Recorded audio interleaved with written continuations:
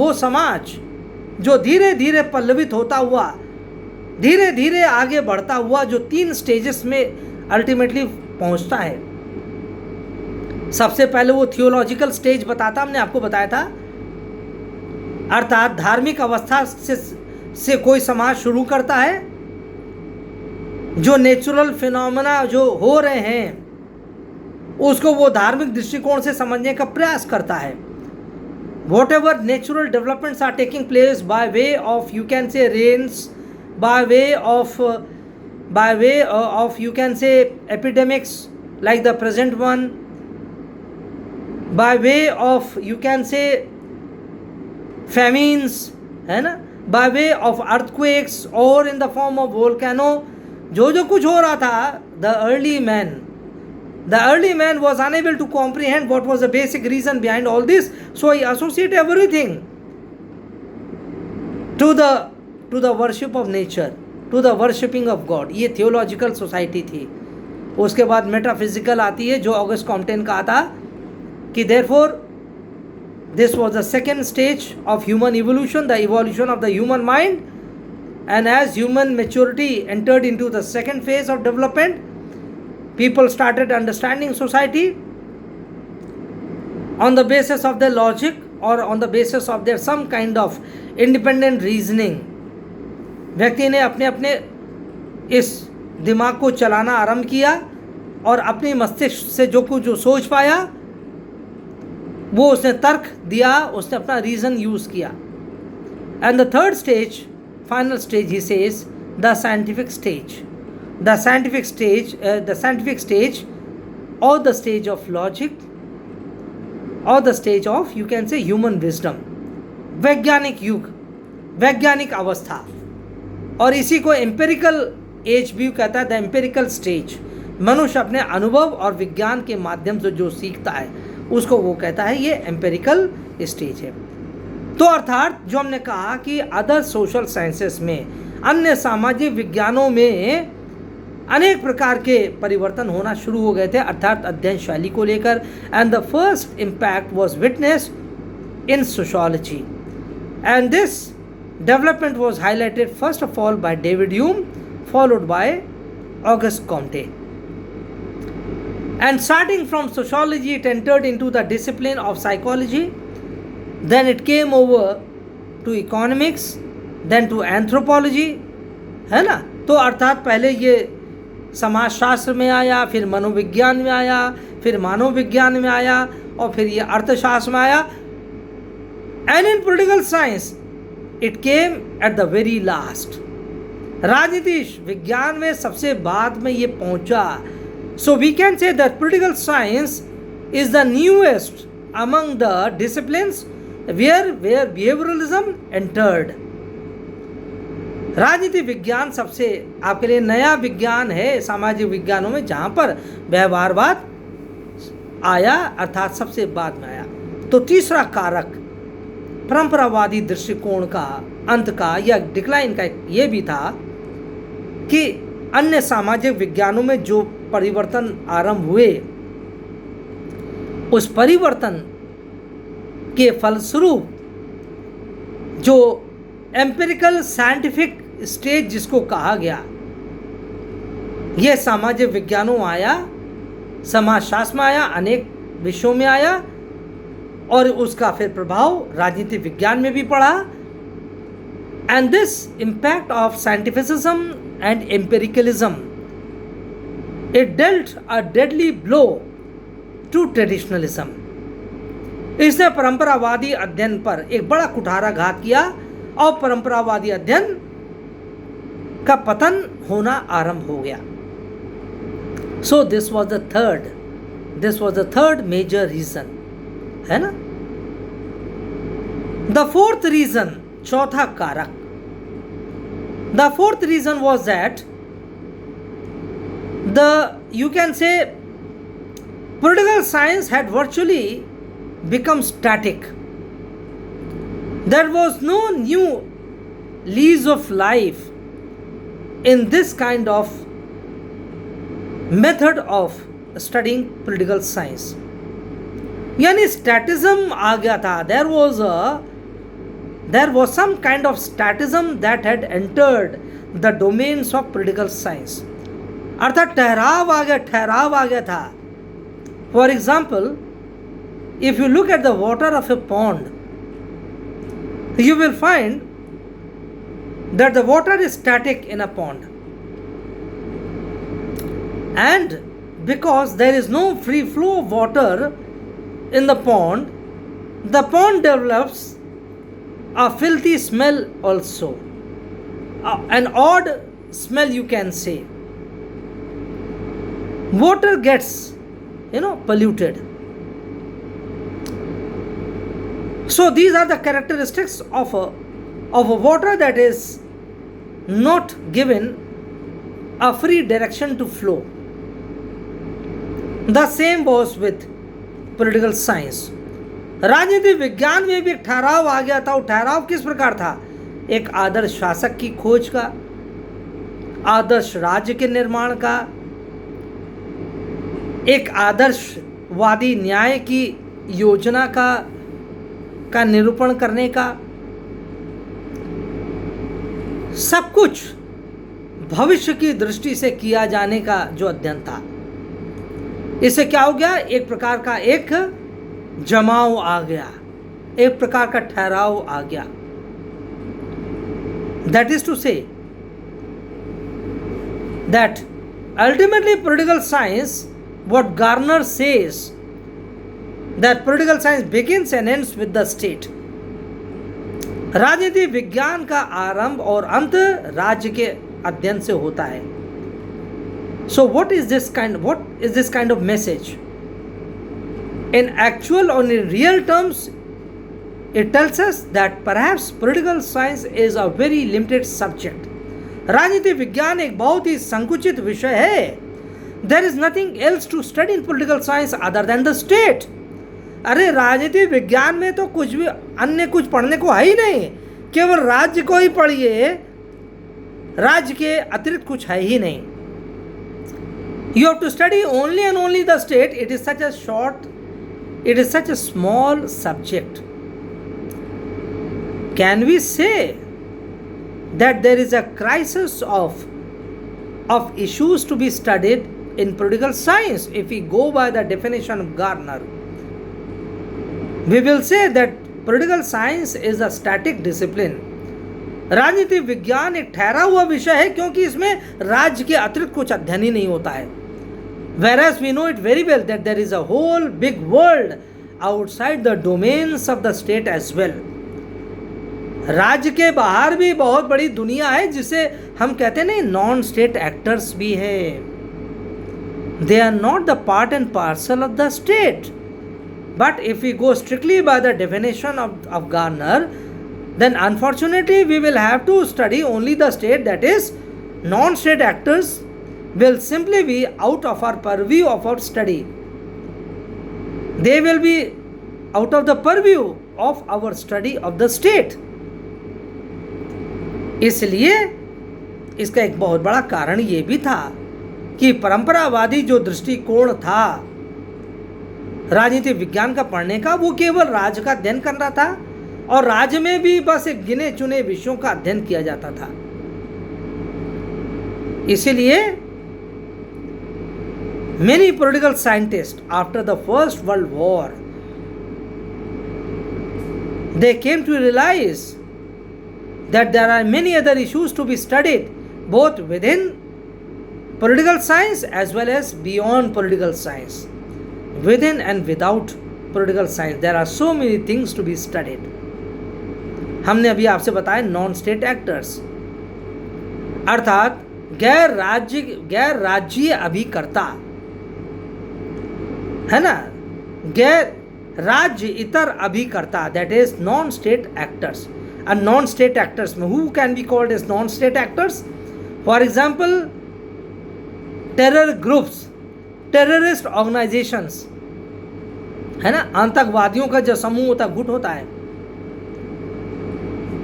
Therefore we say that they are non-state actors. Many countries say that there is no government connivance in terrorism that you are witnessing in your country. For example, our neighboring country says that whatever terrorism is there in India, that is not because of us. And if you say that we are also, that it is coming from our territory, then you must know that it is not the government of our country that is promoting or exporting terrorism. Rather, they are those elements who are beyond the control of the state. तो हम कहते हैं, therefore we say they are non-state actors. Another non-state actor are the multinational corporations, MNCs. Again, they are also beyond the control of the state governments. For example, Amazon, for example, Domino's, for example, McDonald's, for example, Coffee Cafe. ये जितने भी सब organisations हैं दुनिया भर के, they are non-state actors. They are global organizations. They are not under the control of any one single government. Though they may be having their headquarters in America, but they are not strictly controlled by the government of America. Therefore, they are non-state actors. So, there was a lot of resentment against this kind of traditional method, which did not focus on the non-state actors. ये भी एक कारण था, है ना? And there was one more factor that contributed to the decline of this kind of study. और वो जो कारक था, that is the approach, that is the philosophical, historical, legal and the institutional approaches to the study of state or to the study of political science. Again, this was disapproved by the new bunch of political scientists. The new school of political scientists, they were least inspired, they were least enthused, they were least interested in resorting to the philosophical, historical, institutional or legal approach to the study of political science. अर्थात ये जो नए राजनीतिज्ञ जो थे, जो नया राज वैज्ञानिक वर्ग जो था, जिसे हम कहते हैं a new intellectual class, the new school of political scientist, they were least interested. उनका बिल्कुल भी रुचि नहीं थी कि हम राजनीति शास्त्र का या राज का अध्ययन हम दार्शनिक, ऐतिहासिक, वैधानिक या संस्थागत प्रकार से करें.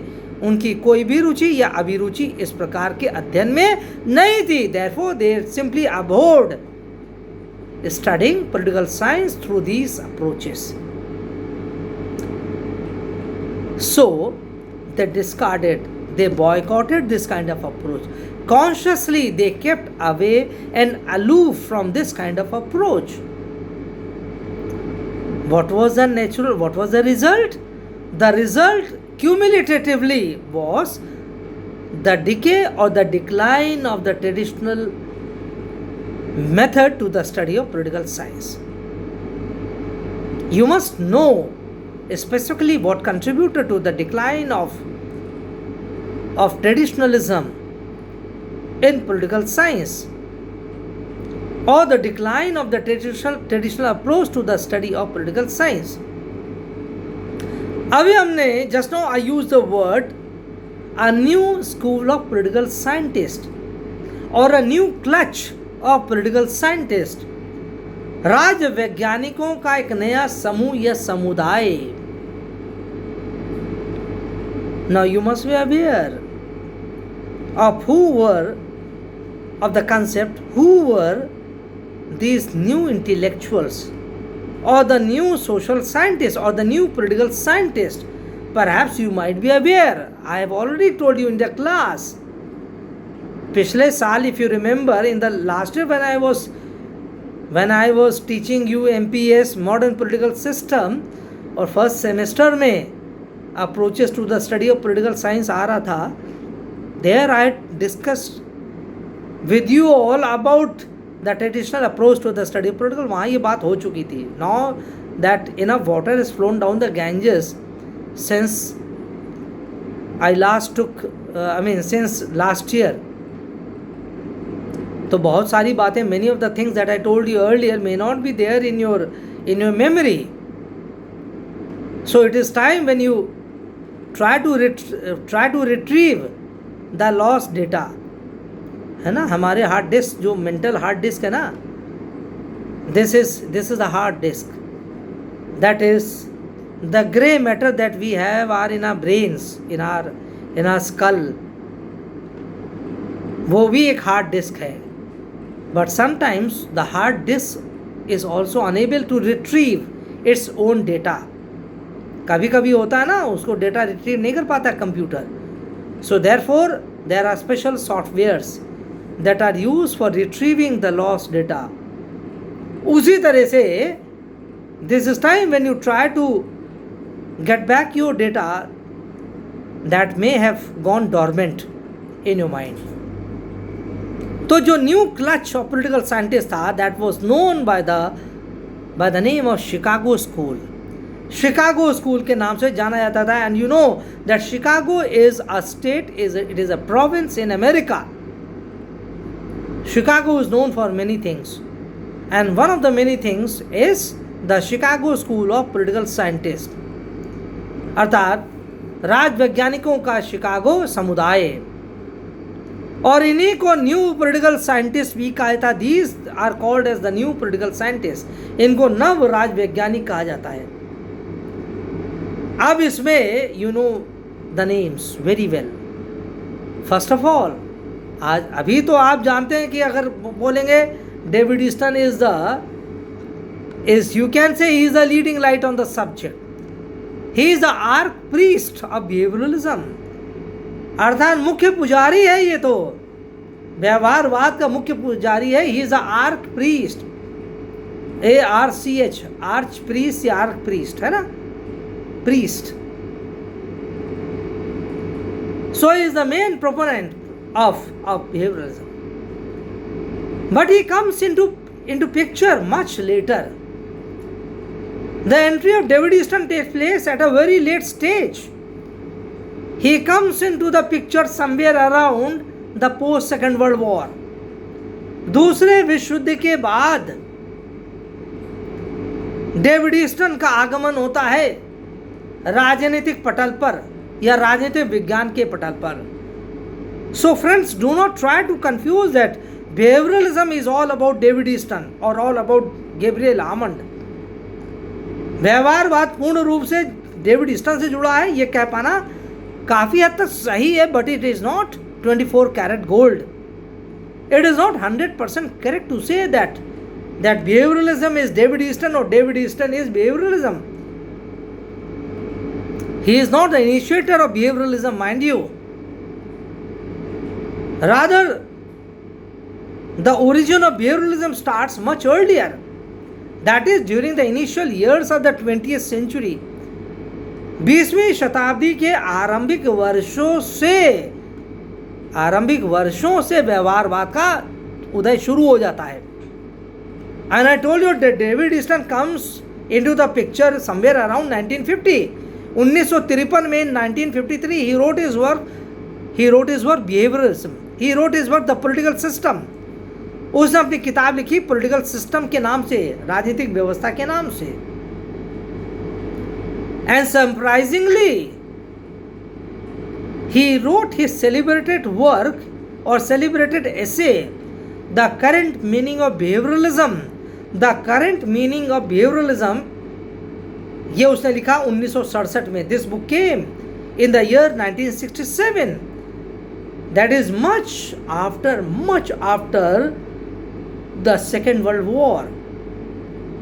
अब आप सोच लीजिए, 1953 में जाकर उसने अपनी पुस्तक लिखी है political system, a framework of political analysis. उसकी पुस्तक आई है अराउंड द ईयर 1955. 1953 में उससे पहली किताब जो हमारे विषय से संबंधित है, हमारे आपके विषय से संबंधित पुस्तक है, वो 1953 में आती है, पॉलिटिकल सिस्टम. उसके बाद a systems analysis, a framework of systems analysis, ये उसकी दूसरी पुस्तक है. और तीसरी जो उसका महत्वपूर्ण निबंध है, the current meaning of behaviouralism, it was written in the year 1967. And I told you that behavioralism originated in the initial years of the 20th century. So you have to understand the vast gap that is there from the initial years of the 20th century and going up to the year 1967. इस बीच में क्या व्यवहारवाद था? नहीं था, व्यवहारवाद आ गया था। तो 1908 में सबसे पहले व्यवहारवाद का दर्शन होता है। इन the year 1908, in the year 1908, 1908 में ग्राम वालिस की पुस्तक आई थी। ग्राम वालिस की पुस्तक आई थी human nature in politics. Human Nature in Politics. This was a very important book, and I remember that in last lecture I told you the name of Graham Wallis book, है ना, The Human Nature in Politics. दूसरी पुस्तक जो महत्वपूर्ण थी Arthur F Bentley की पुस्तक थी द प्रोसेस ऑफ गवर्नमेंट। ये भी 1908 की पुस्तक थी। So the year 1908 witness two important works on behaviouralism. दो महत्वपूर्ण पुस्तकें आई जिसने व्यवहारवाद के आपके लिए का एक आइडिया दिया। It presented before us the idea of behavioralism, that is, what kind of study should be begun in the discipline or in the domain of political science. This idea was given by these two books of Graham Wallis, Human Nature and Politics, and Arthur F. Bentley's book, The Process of Government। 1908 में दोनों पुस्तकें आई थी और इन दोनों पुस्तकों में ग्राम Wallis की जो पुस्तक थी human nature in politics, this book try to send the message, specifically said that one should try, that intellectuals should try to study the human nature in politics. इस पुस्तक का जो केंद्र बिंदु था ह्यूमन नेचर एंड पॉलिटिक्स, अतः राजनीति में मनुष्य की सोच क्या होती है। That is, he tried to tell the world that it is high time when you should shift your attention from the philosophical, legal, institutional or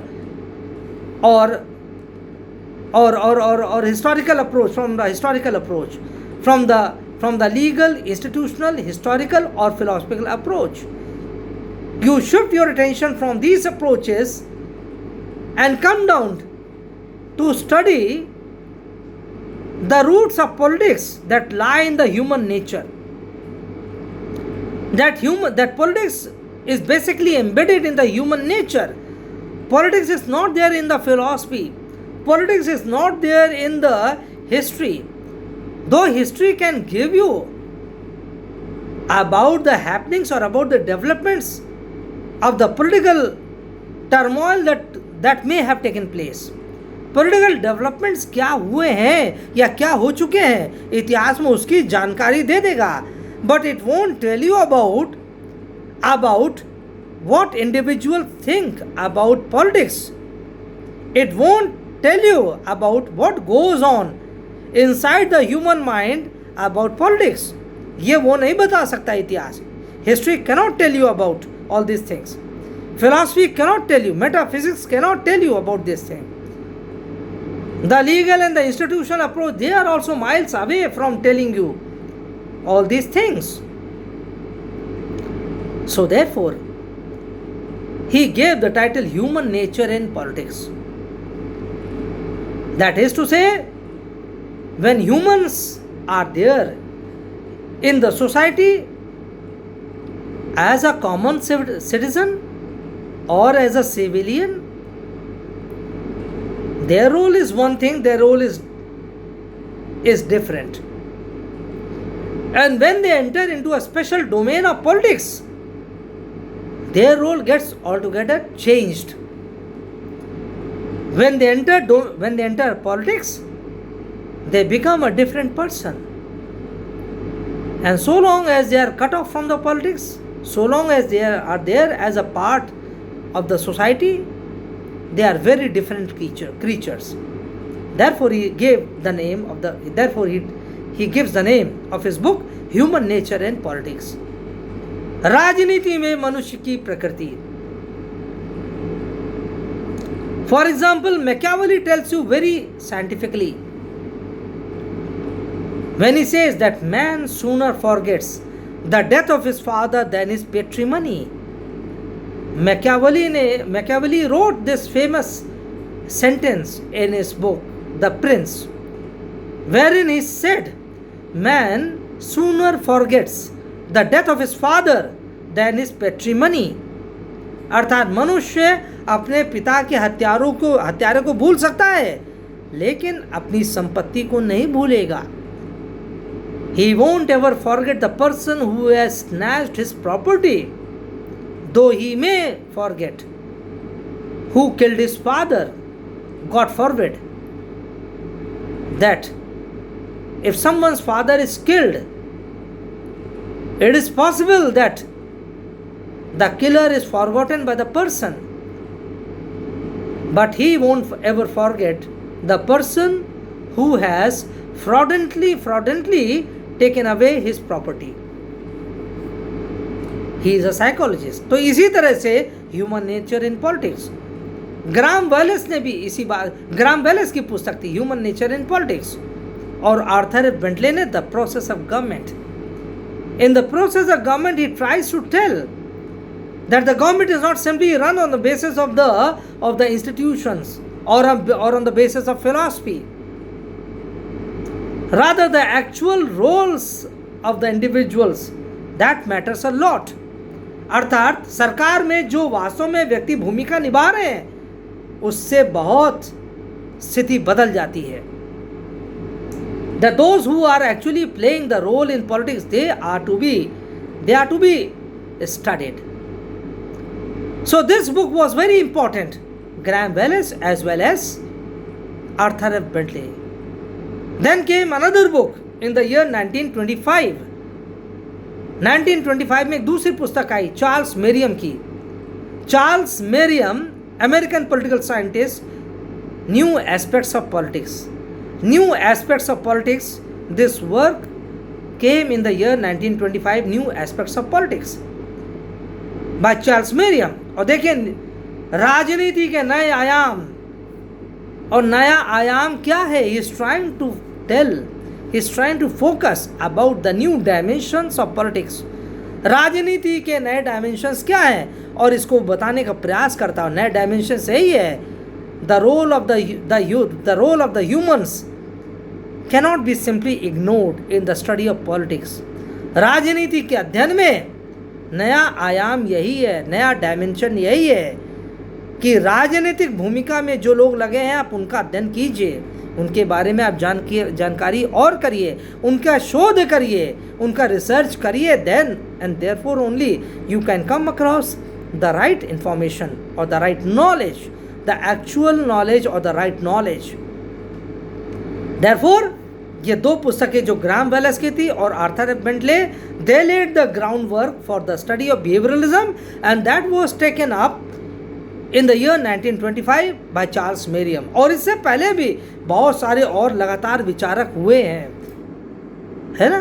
तो बहुत सारे इसमें विचारक हुए हैं, जैसे और बाद में भी कई सारे थिंकर्स आए हैं, जैसे हम कह सकते हैं हैरोल्ड लासवेल का नाम आता है, रॉबर्ट डाल का नाम आता है, जोसेफ शुम्पीटर का नाम है. Many names are there who are associated with the study of behaviouralism. और अब देखिए आज की बात हम यही समाप्त करेंगे, और अभी तो और भी इस लेक्चर को और भी आगे जाना है, और बहुत लंबा कर देंगे तो again there will be problem of uploading the video. तो आज की बात यही समाप्त करते हैं, and in my next lecture we are going to start again from this point onwards, है ना. So meanwhile you must keep reading, you must keep studying on your own as well, है ना. And this behavioralism will be continued. अभी तो I have to tell so many other things. So the speed is basically not very fast. It is quite slow because I have to go a bit slow. Otherwise, you won't be able to comprehend. So let us now call it a day. And tomorrow again I will be there in continuation with my this lecture. So wish you all the very best, and okay, bye. All the very best. Thanks a lot. Thanks a lot for being with me. Okay, bye.